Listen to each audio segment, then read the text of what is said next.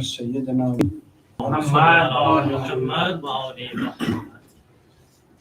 Sisters and brothers, Assalamu alaikum wa rahmatullahi wa barakatuh.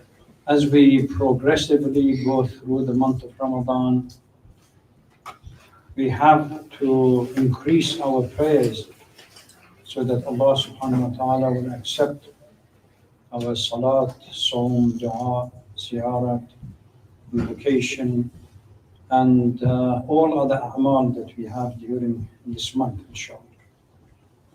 يقول الله تبارك وتعالى في القرآن الكريم: أعوذ بالله من الشيطان اللعين الرجيم بسم الله الرحمن الرحيم وقضى ربك ألا تعبدوا إلا إياه وبالوالدين إحسانا. Your Lord has decreed that you worship none but Him and be virtuous, respectful to parents. Surah Isra, verse number 23. A brief recap of last night's point of view. We talked about, since the night before, we were discussing a very grave sin and negative character, and that was arrogance. Probably last night I thought a positive character, humility, would be something that we should acquire, tawadu, to counter the notion of takabbur that we discussed the night before. I looked at the story of Luqman in the Holy Quran. The story of Luqman is a very touching and very heartwarming story because it portrays and presents to us the compassionate relationship between a father and a son, and how the father uses this relationship to impart knowledge, wisdom, and the experience that he has gained during his life. All of the stories that we have in the Holy Quran, when we scratch the surface, there are solid points that we can use in our understanding of what is happening. Because Allah subhanahu wa ta'ala says that Allah does not shy away in Surah Al-Baqarah. And يضرب مثلا. So Allah would use مثل, somehow examples and metaphors to make a complicated question or complicated theme easier for us to understand. All of these stories are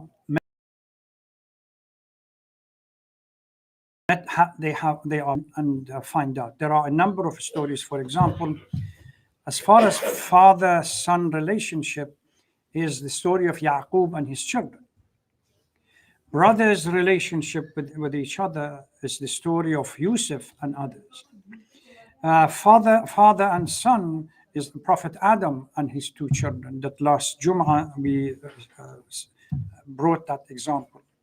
And one of them is Surah Luqman and the father-son relationship. The language that Luqman uses in passing knowledge, it's Ya Bunay, my little child. Very heartwarming and very touching story. I used that last night, and I pointed out that what Luqman was trying to explain to his son is that false self-boasting that we may have because we think that we are somebody in life is to be left out. Why? Because when you consider yourself how small we are in the greater scheme of things, then naturally it would teach us a lesson that we really are nobody when we consider all the complexities around us. And what we have to understand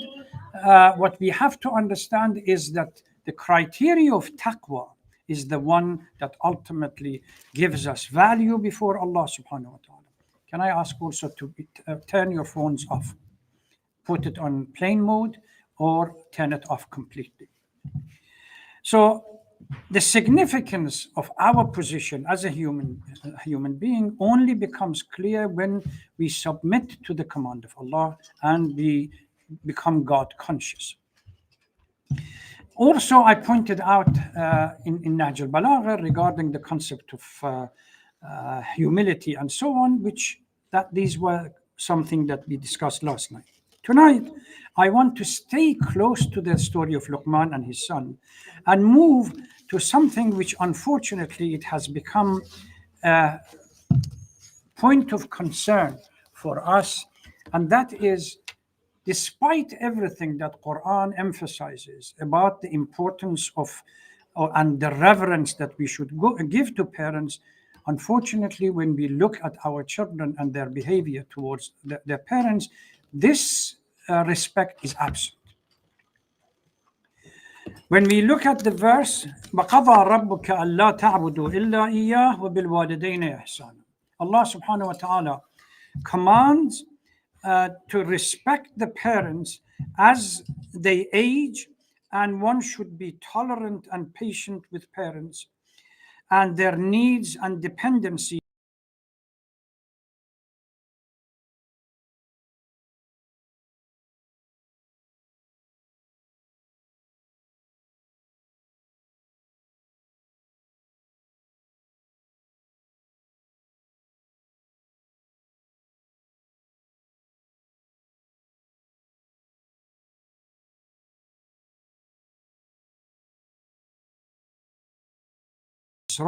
We see this clearly stated, but briefly we see it in Surah Baqarah, Surah Nisa, An'am, and few other chapters.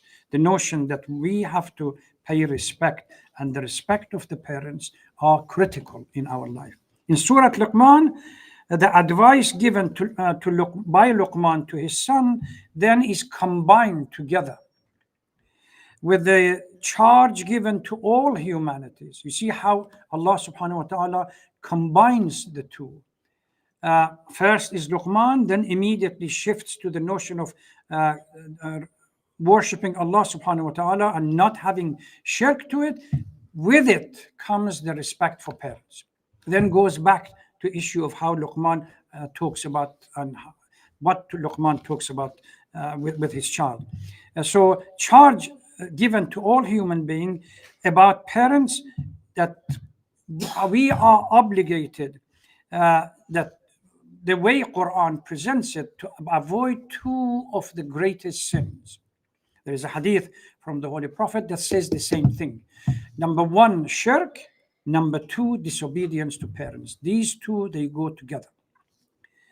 The attribute of partners to God as one, which is the greatest shirk, and disrespect to parents immediately after it. وَقَضَى رَبُّكَ أَلَّا تَعْبُدُوا إِلَّا إِيَّاهُ, immediately. وَبِالْوَالِدَيْنِ إِحْسَانًا, commanded you not to have partners with Allah, and also waw atf, commanded you to be respectful to your parents. So in the same way that we are commanded, and it is wajib to submit to the command of Allah as one monotheistic God, in the same manner we are commanded to be respectful to our wujub is part of it. Goodness, gratitude, and being virtual towards parents are necessary part of our life. If we don't, there is another hadith that the way the wording of Quran has worded these two, it clearly indicates that the worship of God will not be complete without being respectful to your parents, because they are linked together. So if you become disrespectful to your parents, you have not done your duty towards Allah subhanahu wa ta'ala. So this is combined with the command of worship for no other but God. These days, Western psychology has come to understand the critical role that parents play in the development of the children. And we're beginning to see specialist family advisors, child development agencies, as well as seminars that have been organized. They focus on the critical role of parents for their children. And they say that primarily there are 5 areas that parents can contribute to the well-being of the children. Number 1, providing social support, etiquettes, and boundaries. Your child evolves. Who is it to tell the child, her or him, what are acceptable within the social etiquette and what are not acceptable? The foundation of the ethical and moral principle starts from home. And this is why when parents fail to be the role model, either because they don't draw the parameters or they don't adhere to it, the children get confused. Enhancing children's self-understanding and success. It's when parents impart this knowledge that ultimately would teach a child to be self-respectful, but not to be boastful. There is a difference between the two. Unfortunately, Western capitalist system emphasizes on being boastful. Your success is when you claim that I am somebody, even at the expense of somebody else. No, in Islam, we say that you need to understand the critical role that you have. The respect for yourself, but don't be boastful. No takabbur, no arrogance. Promoting emotional intelligence. It's the parents that ultimately would sit down with their children and talk to them about how to express themselves under different circumstances. The emotional intelligence. Linguistic development. Mothers and fathers, they sit or work with the children to teach them to develop language. They say that up to the age of 5 or 6, children have the ability to learn 6 or 7 languages at the same time. But if the parents actually spend time, we have seen families that their children could speak 4 or 5 languages, Farsi, Arabic, Turkish, English, and so on, because each member of the family took upon himself or herself the role to teach the child, when you speak with me, you only speak English. When you speak with me, you speak Farsi, or you speak with me, you speak Arabic. And one of the crises that we have these days for our children not to become bilingual, even when it comes to Arabic, in addition to English, because parents master the English language and they don't see the necessity to be able to communicate with them, with the children, in Arabic language. Even in Urdu, bits and pieces the children pick up, but there is no Urdu language. Why? Because parents can speak English. Unlike the previous generation, when they came over here, they couldn't speak English. So to make the child understand the native language, whichever what that was necessary for the parents to communicate. We unfortunately missed that opportunity. So although the ability of the children to learn these languages exists, we don't utilize it. The role of the parents are here.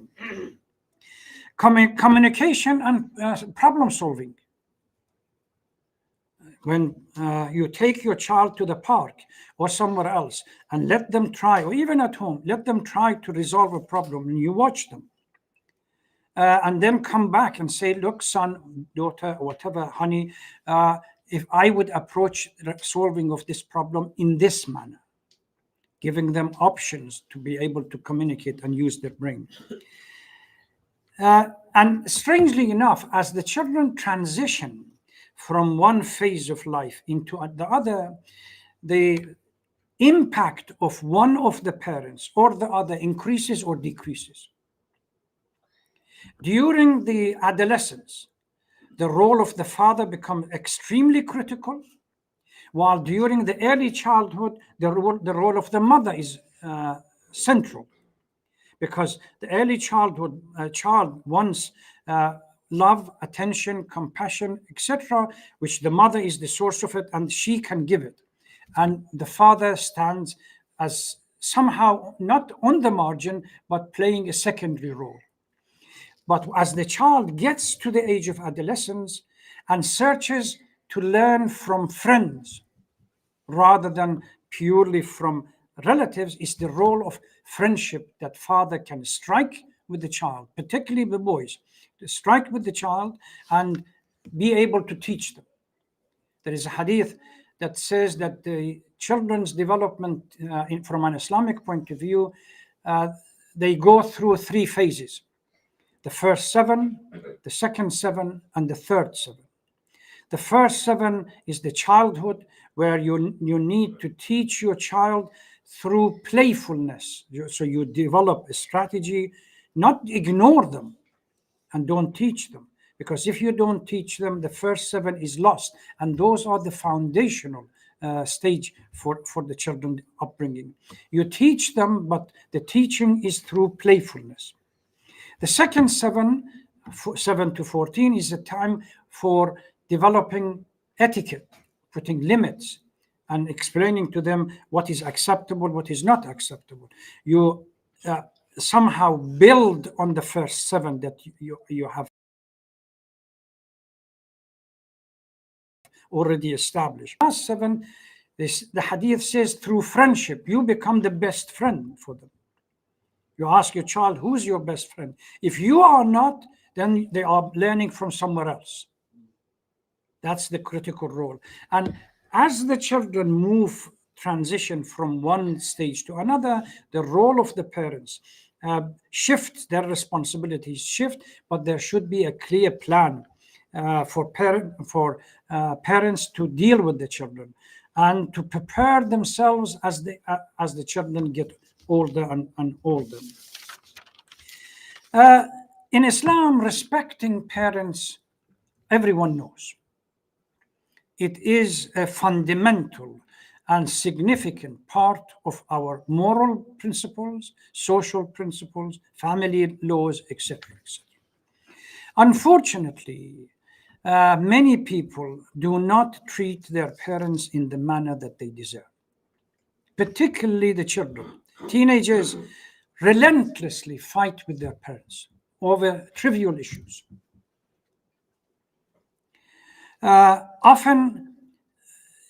Sometimes they ignore their parents and they rather spend the time by themselves on surfing the internet or talking to their friends while their parents are left by themselves.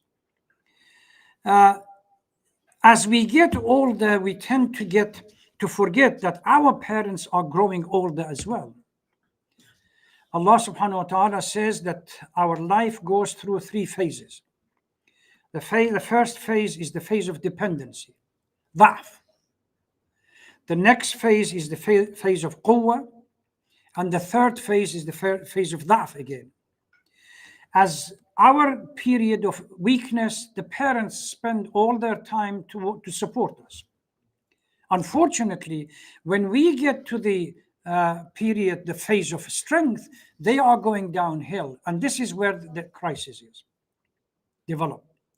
That's why Quran does not say anything, does not advise the parents that you have a responsibility towards your children, because Quran, Allah subhanahu wa ta'ala knows that parents are going to do their responsibility anyway, out of the love and compassion that they have and the attachment that they have with the children. It's us, the children, as they become strong, we forget the fact that the sacrifices our mothers, fathers went through to bring us to this stage. And as they are getting older, as well as their needs significantly changes, we tend to ignore them. Somehow become selfish. We try to organize our own lives and not pay attention to them. The most brutal of this relation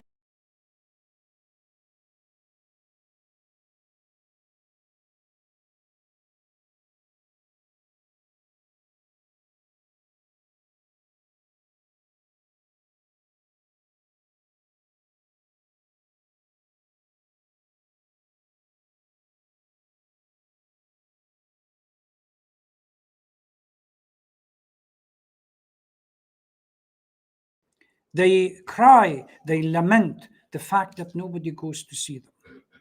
They are left by themselves.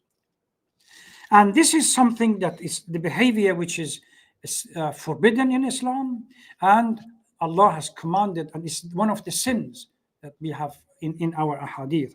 In Surah Al-Isra and Surah Luqman, it clearly underscores this obligation. First decree is to worship no one but Allah subhanahu wa ta'ala. The concept of shirk is to be forbidden, and it is a sin. The order right after it is the kindness to parents. We are told that even to say off is not allowed.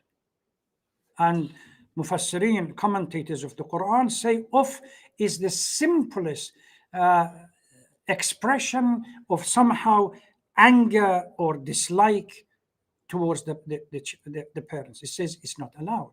You really need to spend some time and make sure that their needs are dealt with respectfully.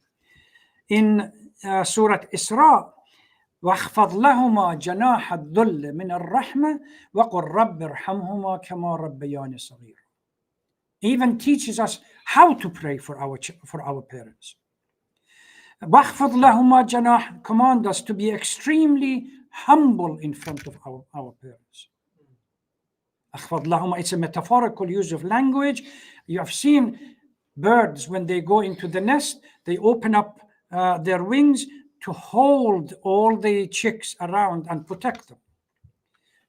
The children have given that responsibility in humbleness to open their arms and protect the parents. And constantly recite, رَبِّ ارْحَمْهُمَا كَمَا رَبَّيَانِي صَغِيرًا. O Lord, bestow on them mercy, the same way that they looked after us as we grow older. So technically, what we are saying by رَبِّ ارْحَمْهُمَا كَمَا رَبَّيَانِي صَغِيرًا, God, I cannot compensate for the mercy that they have done to me. You compensate. So, oh Lord, we cannot compensate them for the mercy. You do it instead. And this is something that we constantly have to, because of the prayer, constantly we have to do it. There is in Surah Luqman, after a few verses, comes to this, that even if parents attempt to misguide us,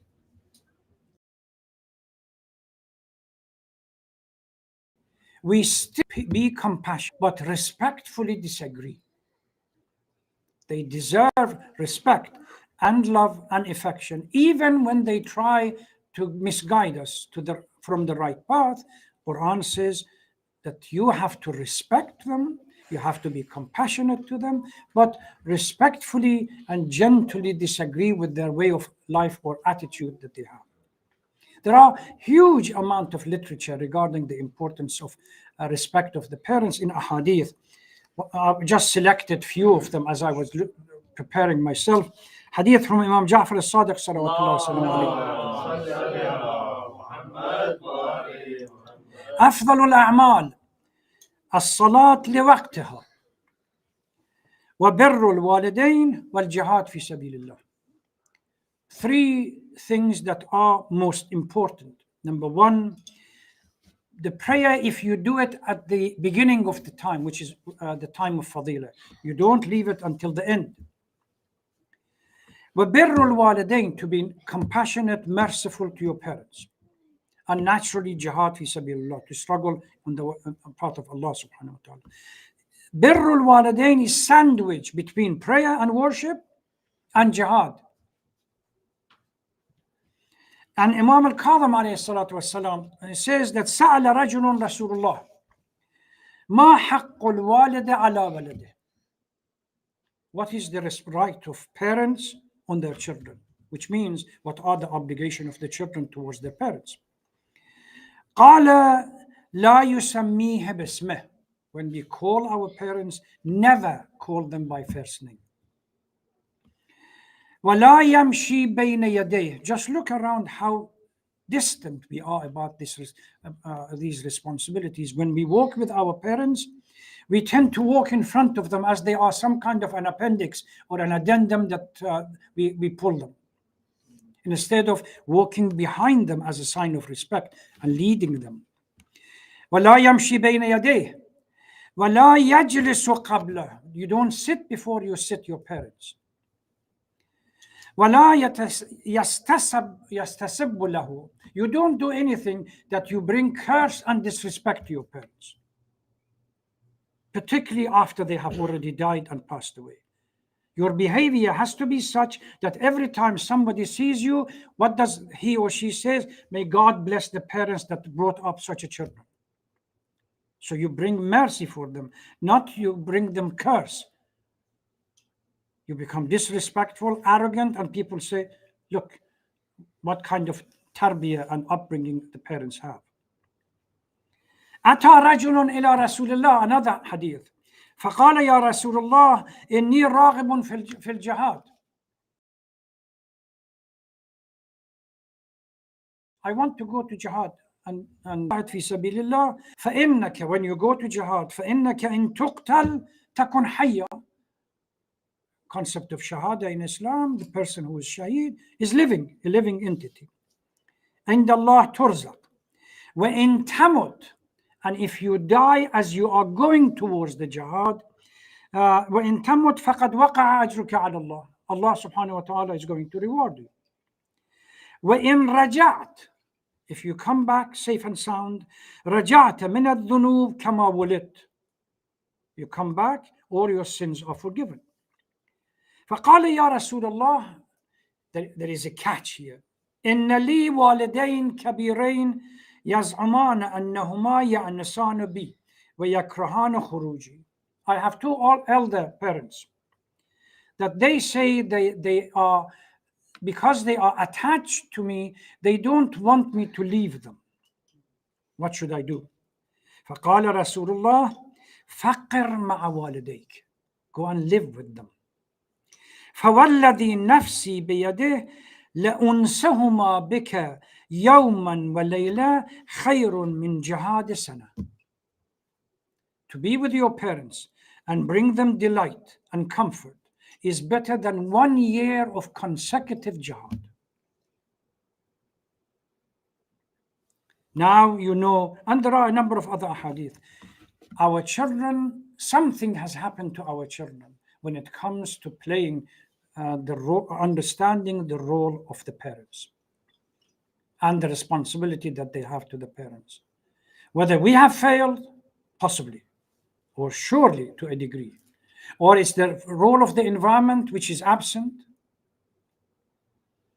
or any other thing in between, we have not been able to teach our children that being respectful, compassionate, merciful, reverence to parents should be part of their moral principle,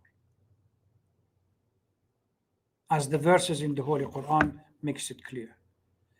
If there is another hadith, if you want your children to be respectful to you, you be respectful to your parents. Why? Because the kids look up to you as the role model. When they see you bowing in respect in front of your mother, kissing her hand and kissing her feet, the child would understand that there is something here unique about the mother and the father.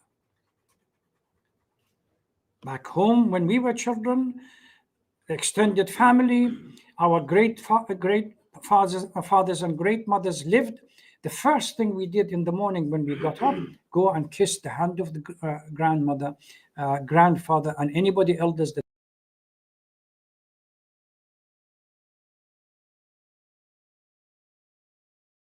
we had. Did anything else?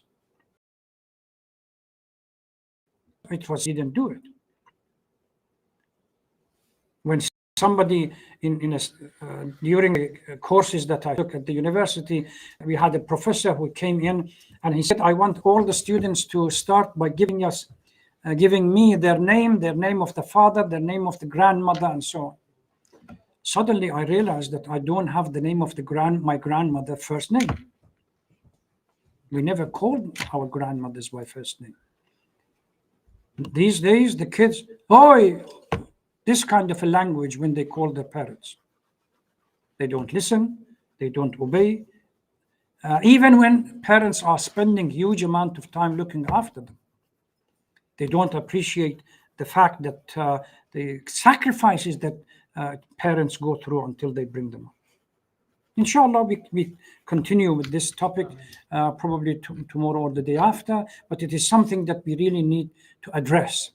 Our children, the sooner we start with them when they are young, it should be part of their culture and psyche.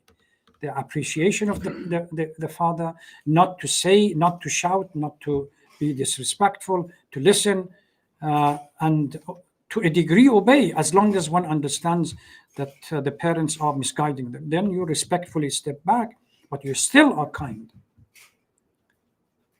فَلَا تُطِعْهُمَا. Quran says you don't need to follow them, follow their command if they are asking you to deviate, but be respectful. I pray to Allah subhanahu wa ta'ala that during this month of Ramadan, part of the enlightenment and gaining few of the positive character, the issue of respect to the parents are fundamental. We appreciate it.